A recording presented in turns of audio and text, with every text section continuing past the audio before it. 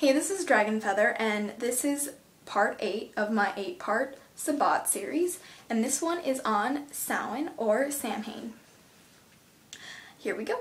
Place upon the altar apples, pomegranates, pumpkins, squash, and other late autumn fruits. Autumn flowers such as marigolds and chrysanthemums are fine too. Write on a piece of paper an aspect of your life that you wish to be free of: anger, a baneful habit, misplaced feelings, or disease. The cauldron or some similar tool must be present before the altar as well, on a trivet or some other heat-proof surface if legs aren't long enough. A small, flat dish marked with 8 spoked wheels symbols should also be there. Prior to the ritual, sit quietly and think of friends and loved ones who have passed away. Do not despair. Know that they have gone on to greater things. Keep firmly in mind that the physical isn't the absolute reality, and that souls never die. Arrange the altar, light the candles and censer, cast the circle of stones, recite the blessing chant, invoke the goddess and the god. Lift one of the pomegranates and, with your freshly washed, white-handled knife, or any knife you can find, pierce the skin of the fruit, remove several seeds, and place them on the wheel-marked dish.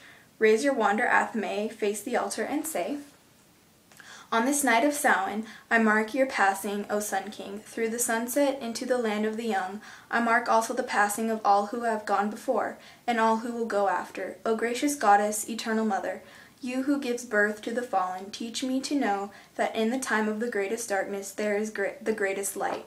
Then taste the pomegranate seeds, burst them with your teeth to savor their sharp, bittersweet flavor. Look down at the 8-spoked symbol on the plate, the wheel of the year, the cycle of seasons, and the end and beginning of all creation. Light the fire within the cauldron. A candle is fine. Sit before it, holding the piece of paper, gazing its flames, and say, "Wise one of the waning moon, goddess of the starry night, I create this fire within your cauldron to transform that which is plaguing me.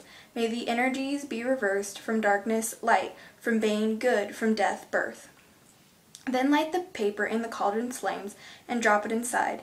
As it burns, know that your ill diminishes, lessens, and then finally leaves you as it is consumed within the universal fires. If you wish, you may attempt scrying or some other form of divination, for this is the perfect time to look into the past or the future. Try to recall past lives as well, if you will. But leave the dead in peace. Honor them with your memories, but do not call them to you. Release any pain and sense of loss you may feel into the cauldron's flames.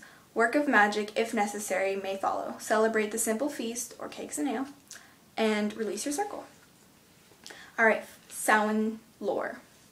It is traditional on Samhain night to leave a plate of food outside the home for the souls of the dead. A candle placed in the window guides them to the lands of eternal summer, and burying apples in the hard-packed earth feeds the past ones on their journey.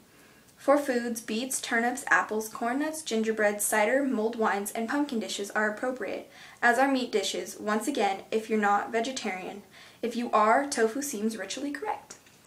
This was my 8-part series on the Sabbats. I hope it helped. This is the book I referred to, Wicca, A Guide to the Solitary Practitioner by Scott Cunningham. A great book if you're starting out on Wicca and if you want to know more about it. But until next time, blessed be. Bye!